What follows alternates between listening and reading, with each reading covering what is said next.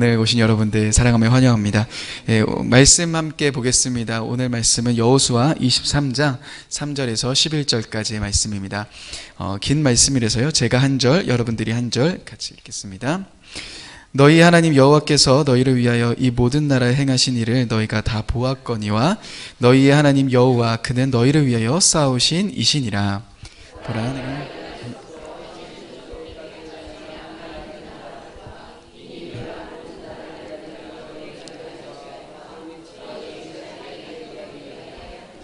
너희 하나님 여호와 그가 너희 앞에서 그들을 쫓아내사 너희 목전에서 그들을 떠나게 하시리니 너희 하나님 여호와께서 너희에게 말씀하신 대로 너희가 그 땅을 차지할 것이라.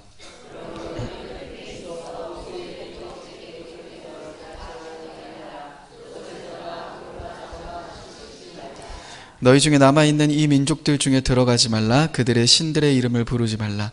그것들을 가리켜 맹세하지 말라. 또 그것을 섬겨서 그것들에게 절하지 말라. 그 얘기를 오늘같이 이는 여호와께서 강대한 나라들을 너희 앞에서 쫓아내셨으므로 오늘까지 너희에게 맞선 자가 하나도 없었느니라.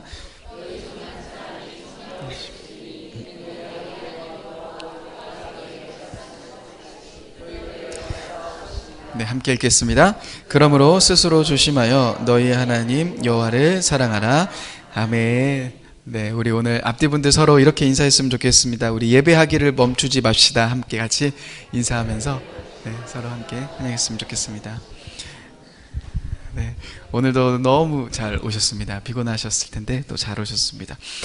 사실 저희가 지금 장로 피택자 심령 부흥회 이죠. 근데 장로님들 후보들을 제가 보면서 너무 다 훌륭하신 분들이기에 더 제가 뭐 말씀드릴 게 없지 않을까 생각이 들어서 그러한 부분들보다 우리 공동체, 아름다운 교회 공동체가 어떤 걸음으로 걸어가야 할지에 대한 이야기를 좀 같이 나누고 싶습니다. 공동체에 대한 이야기를 하기 전에 반드시 개인의 신앙을 먼저 다뤄야 됩니다. 그래서 어저께는 바로 그런 부분들을 좀 다뤘습니다. 여러분, 먼저 우리가 의지하고 있었던 것에서 내려오는 게 필요합니다. 내가 의지하고 있었던 것, 내가 하나님 플러스 다른 것 붙잡고 있었던 것에서 내려오는 것이 우리의 신앙에서 정말 필요합니다. 그래야지만 하나님이 일하시기 시작합니다. 그렇게 우리가 내려놓았을 때 우리는 그 두려움이 가득한 현장으로 가게 됩니다. 우리의 개인 한 명 한 명은요, 여전히 변하지 않는 상황과 바뀌지 않는 상황과 현실 앞으로 가게 된다는 겁니다. 히브리서 10장 말씀을 보시면은 약속한 것을 받기 위해서는 인내가 필요합니다. 그러니까 내가 원하는 타이밍과 내가 원하는 방법과 내가 원하는 때가 아니라 사실은 여러분들의 삶에 하나님의 일하심은 하나님의 때와 하나님의 방법과 하나님이 하시는 것들이 우리 가운데 있습니다. 그러니까 그 시간까지는 여전히 여러분들의 삶, 우리의 삶, 개인의 삶에는 그 어려움들이 남아있다는 겁니다. 그래서 그 두려움 때문에 우리가 참 많이 낙심되고 흔들립니다. 그래서 두 번째 때 저희가 함께 나눴던 것은 그러면 이 두려움의 시계 속에서 우리는 어떻게 해야 될까? 그 두려움의 현장 속에서 어떻게 우리는 그 현장 속에서 나아갈 수 있을까? 인내하며 나아갈 수 있을까? 결국 그것은 바로 의미를 찾는 것이다라고 말씀드렸습니다. 의미가 있을 때 우리는 그것을 이겨나갈 수 있습니다. 사도행전 속에서 수많은 고통과 어려움이 있지만 그들이 예수 그리스도를 전하는 것을 포기하지 않았던 것은 그들에게 의미가 있기 때문이었습니다. 그 의미, 예수 그리스도에 대한 의미가 있었기 때문에 그들은 그 어려움과 상황과 힘든 상황들 현실 속에서도 포기하지 않고 전진하며 나아갈 수 있게 되었던 거죠. 여러분, 그래서 의미를 발견하는 것이 중요합니다. 우리가 우리의 신앙의 의미를 발견하는 것이 너무 중요합니다. 그런데 대부분 많은 분들이 이 의미를 공동체에서 찾으려고 합니다. 그러니까 신앙의 의미를 공동체에서 찾으려고 합니다. 물론 아름다운 교회 공동체 한 분 한 분 너무 중요하시고 또 너무 좋으시고 또 너무 성숙하십니다. 그러나 문제는 공동체에서 신앙의 의미를 찾기 시작한다면, 봉사에서 나의 신앙의 의미를 찾기 시작한다면 우리의 신앙은 점차적으로 실망하고 넘어질 수밖에 없습니다. 여기 역시도 흔들릴 수밖에 없는 겁니다. 헨리 나우엔이 쓴 삶의 영성이라는 책을 보시면요, 그 책에서 아주 중요한 이야기를 합니다. 우리가 하나님께 마땅히 받아야 될 사랑을 받지 못한 채 우리가 다른 사랑을 찾기 시작한다면 우리는 끊임없이 부족한 사랑들을 갈망하는 자들밖에 안 된다는 겁니다. 그래서 하나님의 사랑이 아닌 다른 사랑을 찾기 위해 계속 노력합니다. 그래서 교회 속에서, 공동체 속에서 그 사랑을 찾으려고 합니다.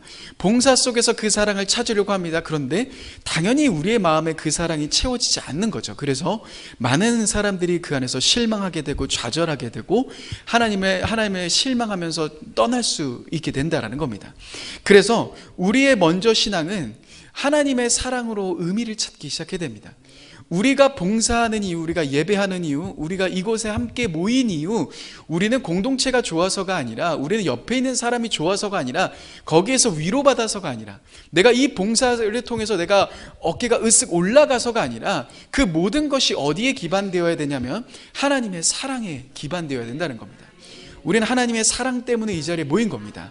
하나님의 사랑 때문에 우리는 봉사하는 것이고, 하나님의 사랑 때문에 직분이 필요한 겁니다. 그 사랑을 흘려보내기 위해서 우리는 이 신앙의 의미를 찾기 시작해야 되는 겁니다. 그래서 하나님의 사랑이 있기 시작할 때 우리는 그 신앙의 의미들을 찾아갈 수 있게 되는 거죠. 그래서 그 책에서도 보시면 뭐라고 이야기하냐면, 이렇게 하나님의 사랑을 받은 자들을 통해서 공동체를 낳게 된다라고 말합니다. 그래서 순서가 이 하나님의 사랑을 경험하고 그 다음에 공동체가 나타나게 됩니다. 그래서 여러분, 오늘부터는 이제 공동체에 대한 이야기를 함께 나누려고 합니다. 우리를 하나님이 이곳 가운데 불러주셨습니다. 우리를 한 공동체로 묶어주셨습니다. 그러면 이 공동체를 통해서 하나님이 어떠한 일을 행하길 원하실까? 오늘 그 이야기를 여러분들과 함께 나누려고 합니다.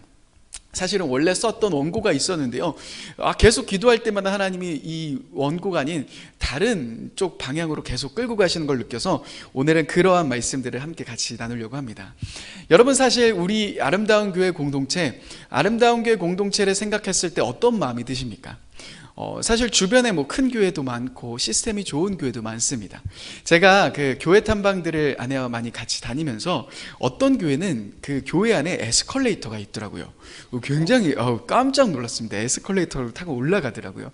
또 제가 있었던 일산의 한 교회에서는 그 전도왕에게 고급 SUV 선물해 줍니다. 야, 그러면 전도왕 할만하지 않습니까?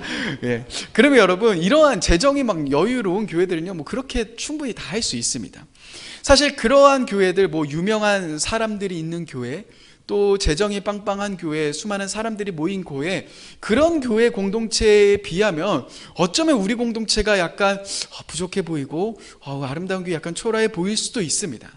여러분, 그런데 이렇게 보면 작게 보일 수 있지만 사실은 우리 공동체 작은 공동체가 아닙니다. 왜 그러냐면 하나님의 약속 때문입니다. 오늘 우리가 읽은 말씀 10절에 하나님이 뭐라고 이야기를 하셨냐면, 우리 10절의 말씀을 같이 한번 읽어보겠습니다. 같이 읽어보겠습니다. 시작. 너희 중에 한 사람이 1000명을 말씀하신 것 같이, 여러분, 너희 중에 한 사람이 1000명을 쫓아낸다라고 말합니다. 그러니까 이스라엘 백성 한 사람이 1000명을 쫓아내는 겁니다. 여러분, 우리가 지금 있는 인원, 여기서 1명이면 1000명이고요, 10명이면 10,000명이고 20명이면 20,000명입니다. 2025년도 1월 달을 기준으로 제가 찾아보니까 도봉구 창의동의 인구가 27,686명이라고 합니다. 그러니까 한 30명만 계시면은 우리는 이 도봉구 창의동을 책임질 수 있는 공동체인 겁니다. 사실은 우리 한 사람 한 사람이 1000명을 감당할 수 있다는 이 이야기가요, 어마어마한 이야기입니다. 1000명이라는 그 숫자가요, 그러면 10명이 모이면, 20명이 모이면, 30명이 모이면, 100명이 모이면 어마어마한 숫자에 감당하는 숫자가 아닙니까? 그러니까 우리는 결코 작은 공동체가 아니라는 겁니다. 그런데 우리는 이러한 말씀을 볼 때마다 이런 의문이 듭니다. 진짜 1000명 감당할 수 있는 거 맞을까? 나의 개인의 문제도 여전히 이런데, 나의 가정의 문제도 여전히 해결하지 못하는데, 우리 공동체의 이런 상황도 여전히 풀지 못하는데, 과연 우리가 도봉구 창의동을 책임질 수 있다? 이게 약간 멀게 느껴지는 이야기처럼 들립니다. 그냥 하나님이 좀 과장법으로 이야기하시는 걸까 아닐까라는 생각도 듭니다. 그런데 실제로 말씀을 보면요, 삼손도 1000명을 이겼고 베드로의 설교 1명으로 3000명이 세례를 받았다라고 하지 않습니까? 그러니까 이것은 단지 그냥 이야기뿐만 아니라 오늘 저와 여러분들의 삶 가운데, 오늘 아름다운 교회 공동체 가운데서도 실제로 할 수 있는, 그렇게 나타날 수 있는 어마어마한 말씀이라는 겁니다. 여러분들 한 명 한 명은 1000명을 감당할 수 있는 분입니다. 아니 더 많은 것을 감당하실 수 있는 분입니다. 그래서 우리 앞뒤 분들 다시금 이렇게 믿음으로 이야기해 주셨으면 좋겠습니다. 1000명을 감당하십시다 라고 이야기해 주셨으면 좋겠습니다. 네, 여러분 옆에 계신 분 이제 조금 이렇게 깔보시면 안 됩니다. 1000명을 감당하실 수 있는 분입니다.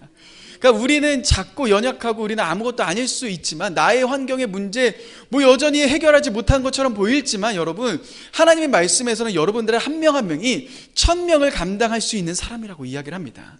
우리 아름다운 교회를 창의동에 두셨다면 창의동 가운데 하나님이 우리 교회를 통하여서 하실 일들이 있다라는 겁니다.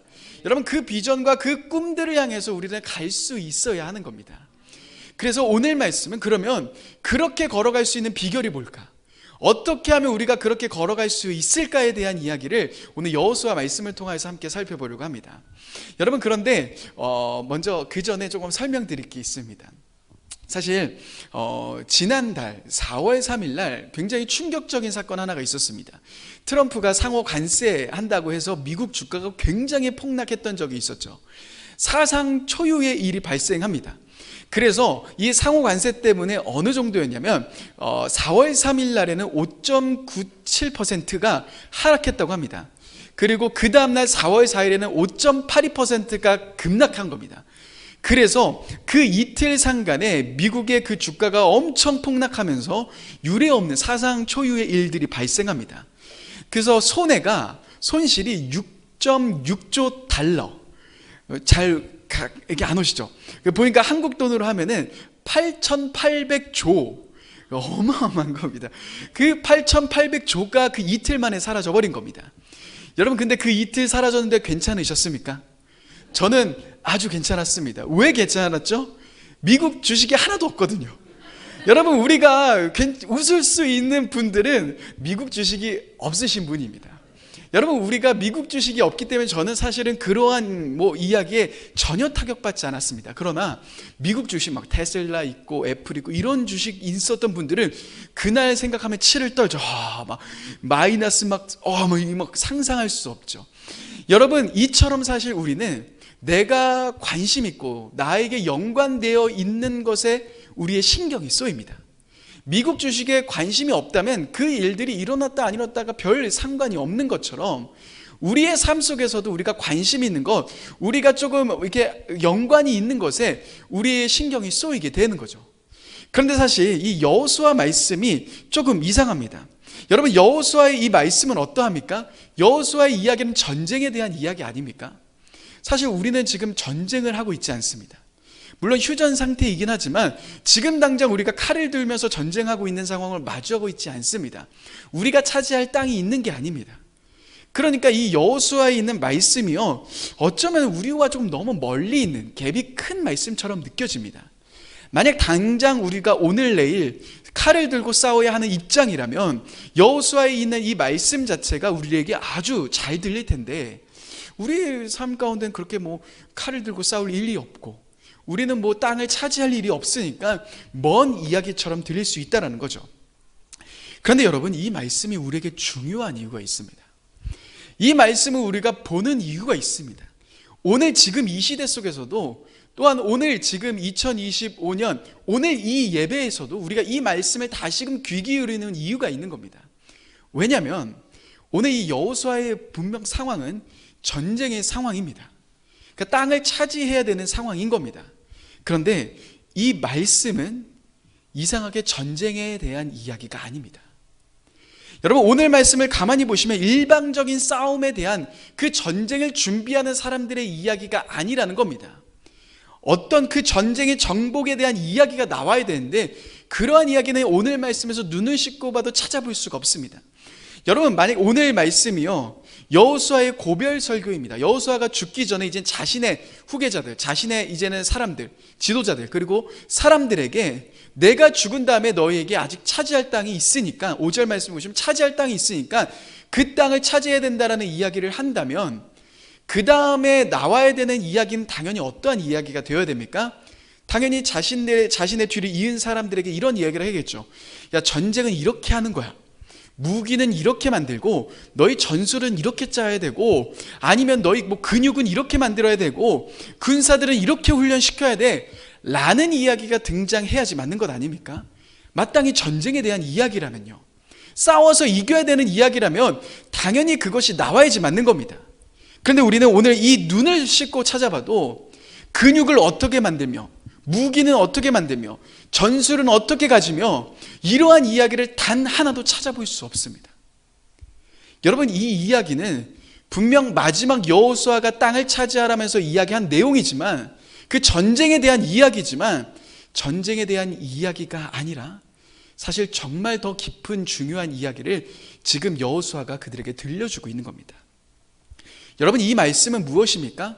이 말씀은 전쟁에 대한 이야기를 넘어 하나님이 공동체와 어떻게 함께 일하시는지를 보여주는 말씀입니다. 하나님이 공동체, 이스라엘 공동체를 어떻게 그들과 함께 일하시며 그들과 함께 싸워가시며 그들을 통하여서 일하시는지, 그 전쟁에 대한 이야기라는 겁니다. 그러니까 하나님이 하시는 일, 하나님이 어떻게 공동체를 사용하시는지에 대한 일이 오늘 이 말씀 속에 나와 있다는 겁니다. 그렇기에 오늘 우리는 이 말씀에 주목해 봐야 합니다. 여러분, 왜 그렇습니까? 왜 이스라엘 백성들이 전쟁의 훈련들을 하지 않습니까? 왜 그 무기를 준비하지 않습니까? 전술에 대해서 이야기하지 않습니까? 왜냐하면 우리 10절 말씀을 다시 한번 읽어보겠습니다. 우리 10절 말씀 같이 한번 읽어보겠습니다. 시작. 너희 중 한 사람이 1000명을 쫓으리니 이는 너희의 하나님 여호와 그가 너희에게 말씀하신 것 같이 너희를 위하여 싸우심이라. 여러분, 하나님이 싸우시겠다는 겁니다. 네. 누가 싸우는 겁니까? 이스라엘 백성들이 싸우는 게 아닙니다.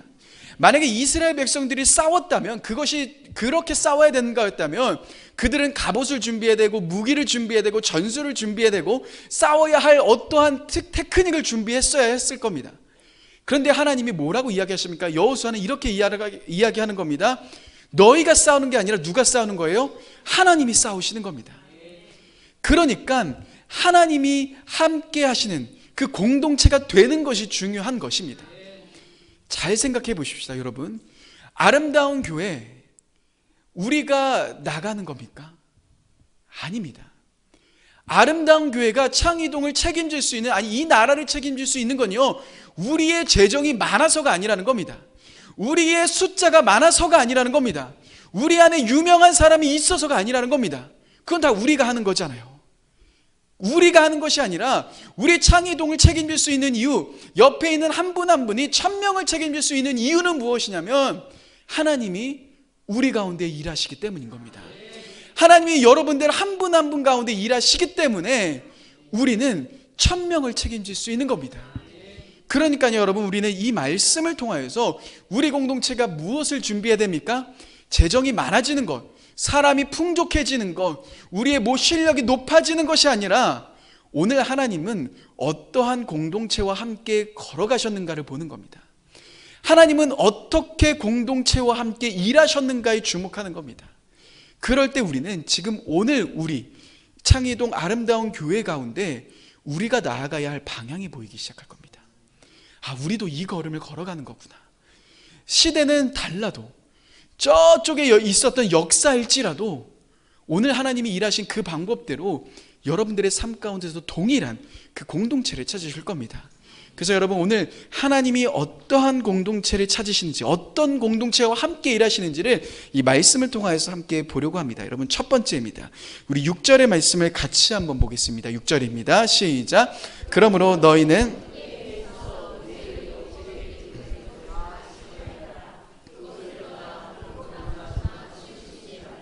여러분, 하나님이 함께 하시는 공동체, 하나님이 쓰시는 공동체는 어떠한 공동체냐면 오늘 여호수아가 백성들에게 이렇게 이야기를 합니다.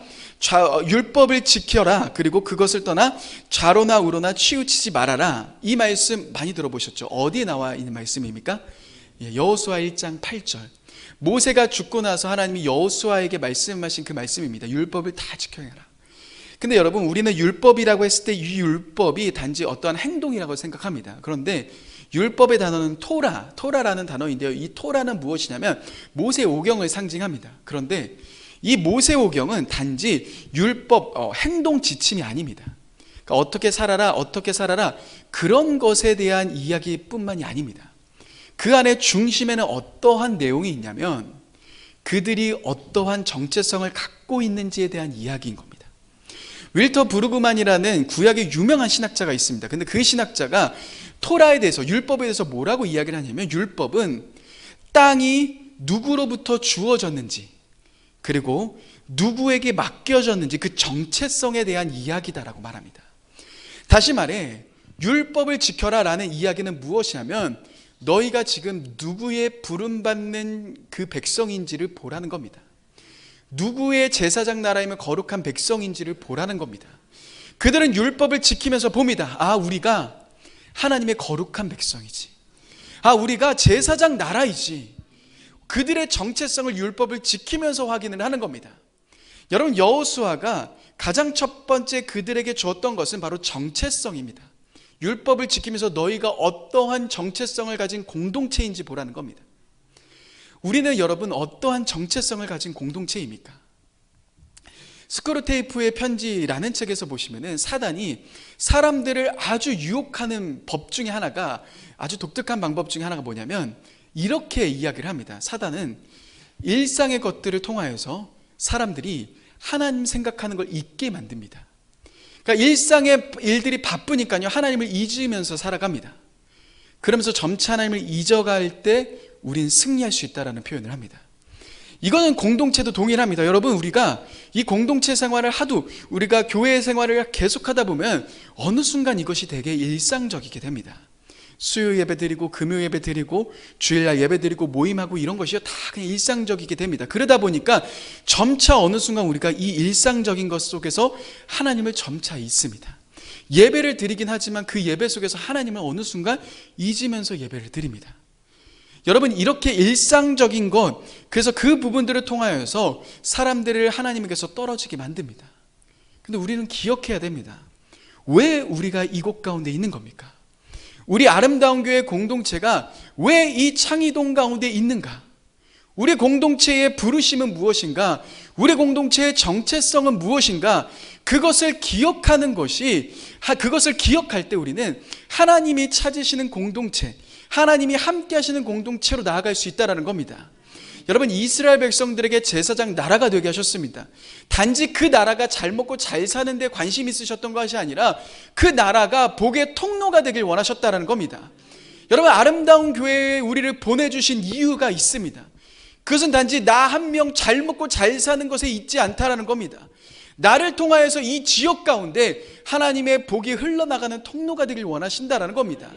우리 아름다운 교회가 바로 그런 통로로서 이곳 가운데 있다는 것을 우리가 기억하는 것, 그것이 하나님이 찾으시는 공동체, 하나님이 함께 하시는 공동체의 비결이라는 겁니다. 그리고 나서요, 이러한 비결 속에서 두 번째로 이제 진짜 중요한 이야기를 다룹니다. 우리 7절의 말씀을 같이 한번 보겠습니다. 우리 7절의 말씀을 같이 읽어보겠습니다. 시작. 너희 중에 남아있는 이 민족들 중에 그들의 신들의 이름을 부르지 말라. 그것들을 가리켜 맹세하지 말라. 또 그것을 섬겨서 그것들에게 절하지 말라. 여러분, 여호수아가 지금 그들에게, 공동체에게 이제는 너희의 정체성, 우리가 율법을 지키면서 우리가 어떠한 정체성을 갖고 있는지를 우리가 잊지 말자라는 이야기를 던졌다면, 그러면 그 다음에 이야기가 당연히 뭐가 나와야 됩니까? 그러면 이제는 우리 전쟁을 어떻게 해야 되는가, 이런 이야기가 나오는 게 맞습니다. 여러분, 정체성을 다지는 것은 뭐 군사 안에서도 필요한 것 아닙니까? 정신교육을 많이 하지 않습니까? 그러니까 그거는 좀 이해가 됩니다. 그런데 이제 진짜 이해가 안 되는 것이 나옵니다. 지금 여호수아가 백성들에게 무엇을 이야기하냐면 이렇게 이야기하는 겁니다. 너희 예배해야 한다. 어떤 무기를 가져라, 싸움은 어떻게 해라, 이게 아니라 딱 한 가지만 이야기하는 겁니다. 너희 예배해야 한다. 그런데 그 예배의 첫 단추를 뭐로 끼우냐면 우상을 숭배하지 말라라는 이야기를 꺼냅니다. 예배의 첫 단추를 우상 숭배로 꺼낸다는 겁니다. 여러분, 이것은 우리들에게 정말 많은 것을 시사해 줍니다. 우리는 예배를 드리면서 사실 우상 숭배에 대한 생각은 진짜 하지 않고 예배드립니다. 우린 예배 드릴 때 우상 숭배에 대한 생각을 잘 하지 않지 않습니까? 왜요? 나는 주일날 예배하니까 당연히 하나님을 예배하고 있구나가 우리의 전제입니다. 여러분, 그런데 이러한 생각이 이스라엘 백성들에게도 있었습니다. 이스라엘 백성들도요, 제사법 지켜서 열심히 제사했거든요. 제사를 안 한 게 아닙니다. 제사를 했습니다. 그리고 그 제사 플러스 우상도 섬기고 있었던 겁니다. 하나님이 이스라엘 백성들에게 계속 이야기하셨던 게 무엇이었습니까? 내가 너희의 제사를 받고 싶지 않다. 너희가 드리는 그 양 필요 없다. 하나님이 계속 그렇게 이야기하시면서 뭐를 이야기하십니까? 너희 우상에게서 돌아와야 한다라는 이야기를 계속하신 겁니다. 그러니까 이스라엘 백성들도요, 하나님을 예배하고 있었습니다. 그들도 나는 하나님을 예배하고 있어라고 생각할 수도 있었습니다. 그런데 그들은 우상을 섬기고 있었다라는 겁니다. 여러분, 나는 지금 어떤지를 꼭 생각해 보셔야 합니다. 오늘 여호수아가 예배의 첫 단추를 끼면서 우상 숭배에 대한 이야기를 했다면, 이 우상 숭배는 지금 우리의 예배 속에서도 우리가 꼭 끼워야 할 단추라는 겁니다. 여러분, 공동체의 핵심은 예배입니다. 그런데 그 예배 속의 첫 단추 우상 숭배입니다. 그런데 한번 이 우상 숭배를 꼭 점검해 봤으면 좋겠습니다. 제가 그레고일 빌 교수님이 쓴 예배자인가 우상 숭배자인가 라는 책이 있는데요, 이 책을 가는 곳에마다 소개합니다. 너무 좋은 책이거든요.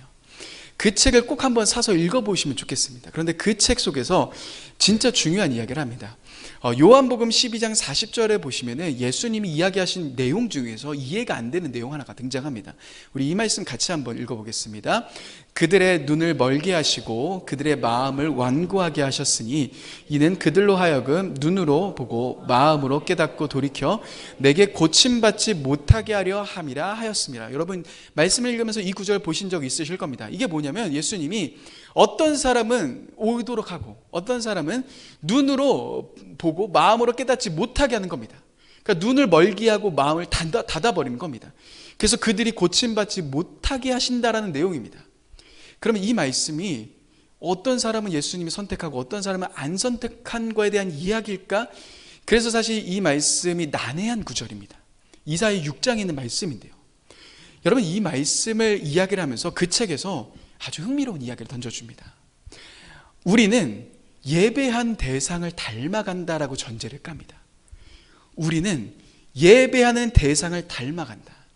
그러면서 시편 135편의 말씀을 읽습니다. 한번 135편 15절에서 17절의 말씀 같이 읽어보겠습니다. 시작. 열국의 우상은 은금이요 사람의 손으로 만든 것이라 귀가 있어도 그들의 입에는 아무 호흡도 없나니. 여러분, 시편 말씀을 보면 우상의 특징이 나옵니다. 우상은요, 손으로 만든 거기 때문에 눈은 있습니다. 그런데 뭐하죠? 보지 못합니다. 귀는 있습니다. 그런데 듣지 못합니다. 입은 있는데 말하지 못합니다.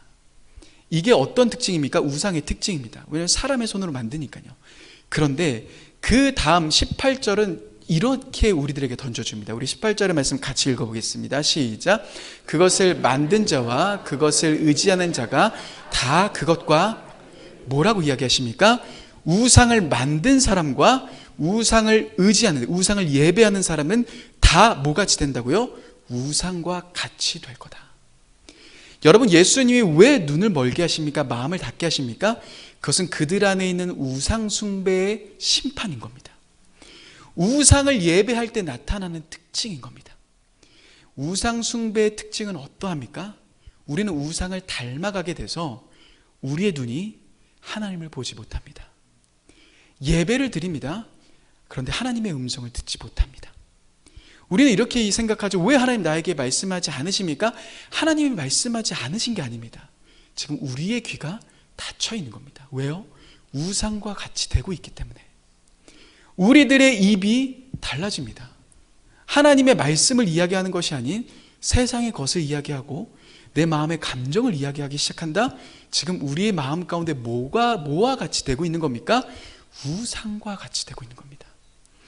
여러분, 혹시나도 내 마음이 지금 이런 상태다 그러면은 가장 첫 번째 우리가 점검해야 되는 것은 내가 하나님보다 사랑하는 게 없나? 내가 하나님이 아닌 다른 것을 예배하고 있지 않은가? 라는 것을 생각해 봐야 합니다. 우리는 우리가 예배하는 대상을 닮아가는 겁니다. 여러분, 우리들도 그렇지 않습니까? 실제로 우리도 가까이 누구와 함께 있는지에 따라서 닮아가게 됩니다.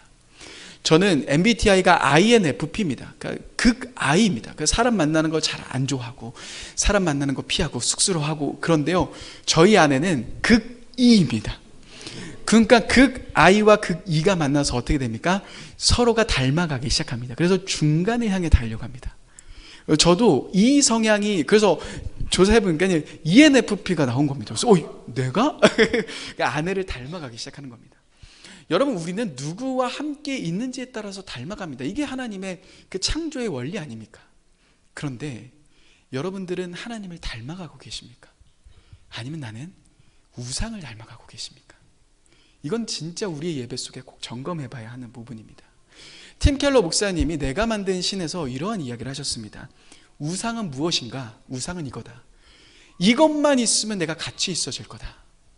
이것만 있으면 내가 의미 있어질 거다.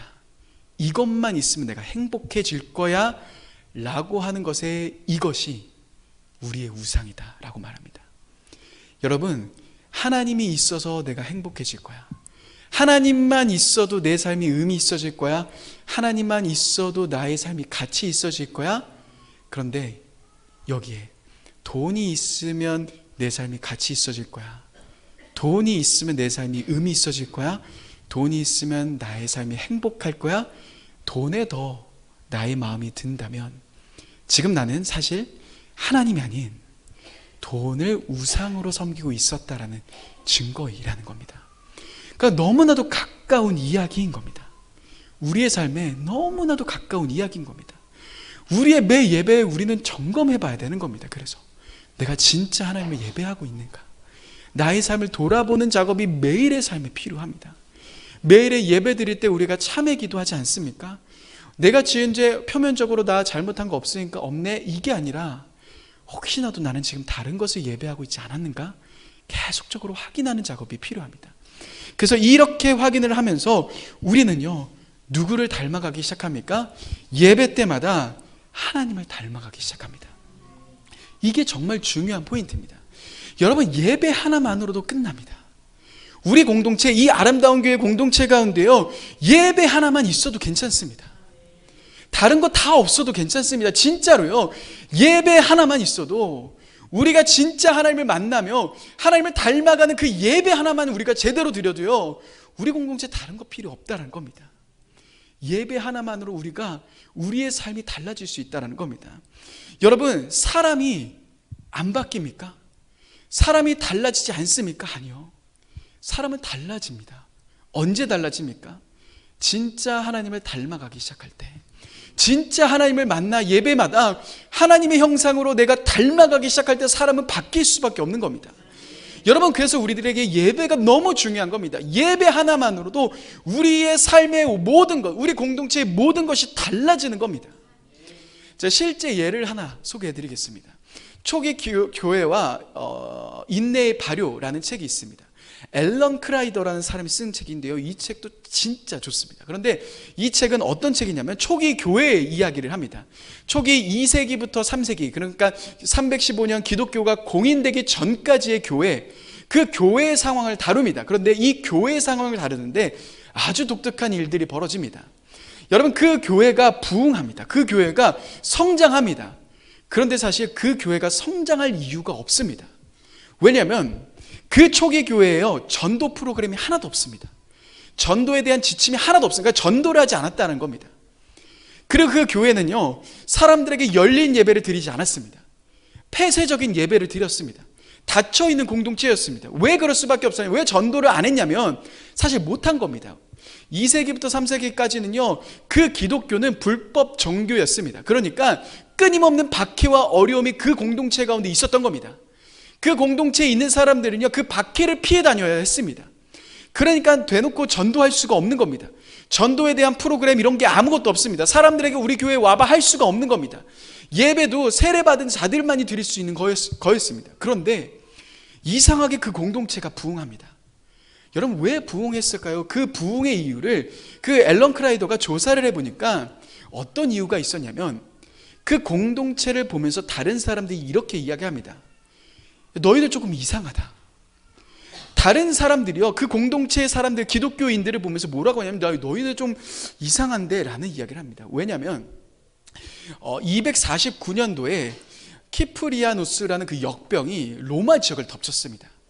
근데 이 역병이 어마어마한 사상자를 냅니다. 하루에 5,000명이 죽습니다. 근데 문제는 이게 15년 동안 계속됐다고 합니다. 그래서 로마 인구의 10%에서 많게는 20%가 죽었다고 합니다. 그래서 600만에서 1200만 명이 죽은 그 역병이었습니다. 치료법도 없고 원인도 모르기 때문에 사람들은 다 죽어가는 겁니다.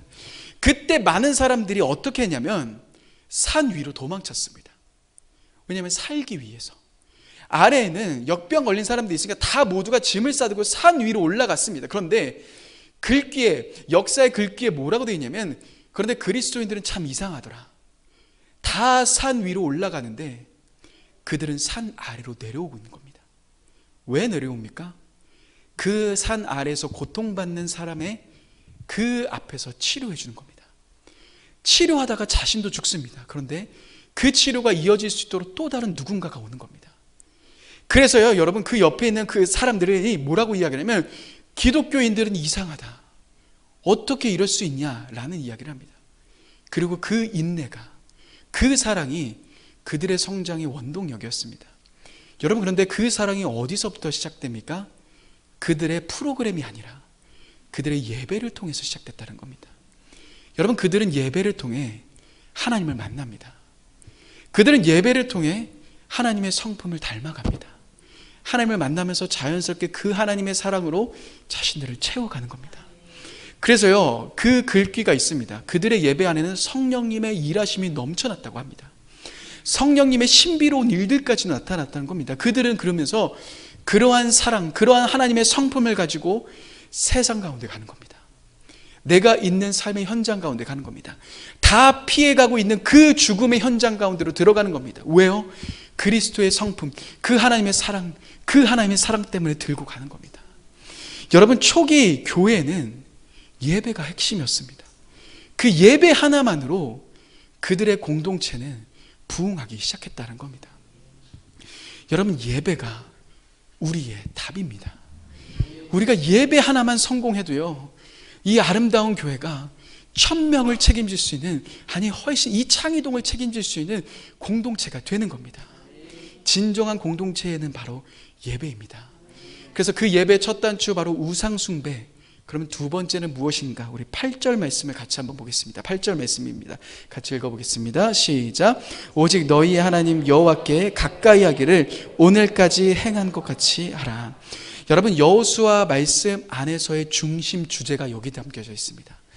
가까이 해라라는 이 단어는 히브리어로 다바크란 단어입니다. 근데 이 가까이 하다라는 것은 어떤 뜻이냐면 여호와를 친근히 해라. 가까이 하라는 말은요, 여호와를 너무 사랑해라.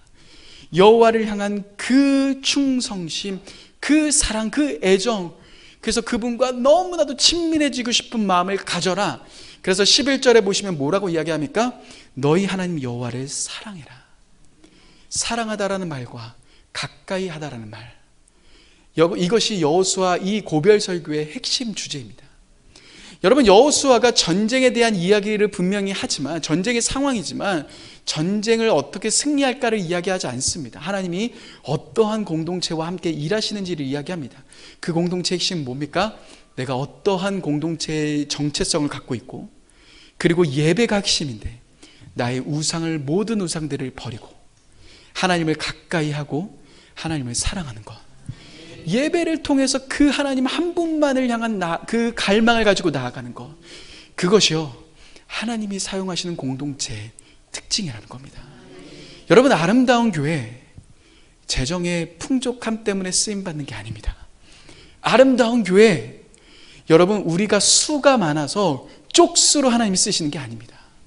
아름다운 교회, 여러분들 한 명 한 명이 사업이 대박나고 내가 유명해지고 유명한 연예인이 되고 그래서 하나님이 이 공동체를 쓰시는 게 아니라는 겁니다. 그건 우리가 하는 거죠. 하나님은 하나님의 방법대로 아름다운 교회를 쓰실 겁니다. 여러분들 한 명 한 명이 1000명을 감당하실 겁니다. 아름다운 교회가 창 이동을 하나님께로 돌아오게 하는 공동체가 될 겁니다. 여러분, 그래서 우리가 해야 되는 것은 무엇입니까? 예배하는 겁니다. 하나님 한 분만을 향한 예배를 우리는 시작해야 되는 겁니다. 주님 한 분만은 그 갈망한 예배를 우리는 드리기 시작해야 되는 겁니다. 그래서 내가 하나님 외에 사랑했던 모든 것들을 매일마다 내려놓고, 우리의 예배 현장 때마다 그 모든 마음들을 내려놓고 하나님을 가까이 하며 하나님을 사랑하며 이 예배를 통하여서 하나님 한 분만을 향한 갈망을 가지고 나아오기 시작해야 되는 겁니다. 그럴 때 우리는 하나님을 만날 뿐만 아니라 저와 여러분들의 삶 속에서는요, 그 하나님을 닮아가기 시작할 겁니다. 하나님의 사랑이 여러분들을 향해서 흘러나가기 시작할 겁니다.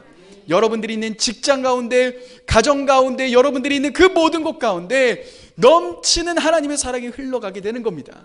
그때 사람들은요, 이 사람들 봐라, 야, 이 아름다운 교회 사람들 봐라, 어떻게 이런 삶을 살아갈 수 있냐라는 이야기를 하기 시작하며 모두가 놀라우며 돌아오게 될 겁니다. 여러분, 이것이 초대교회가 했던 것 아닙니까? 그것이 바로 우리가 따라가야 할 것 아니겠습니까? 우리의 승부는 바로 이 예배에 달려있는 겁니다. 마지막으로 제가 이 여정의 이야기를 좀 같이 나눠드리려고 합니다. 제가 그 미국 땅에 가면서 무엇인가 하나님이 왜 이곳 가운데 부르셨습니까? 라는 고민을 할 때 하나님이 제 마음 가운데 주셨던 것은 교회들을 돌아다녀 보면서 그들의 예배를 한번 바라라는 거였습니다. 그래서 저희가 한 달 정도는 장두만 목사님 오셨죠. 장두만 목사님 그 교회 거기에서 지내고, 그리고 한 달 정도를 이제 미국 땅 전역을 돌아다녀 봤습니다.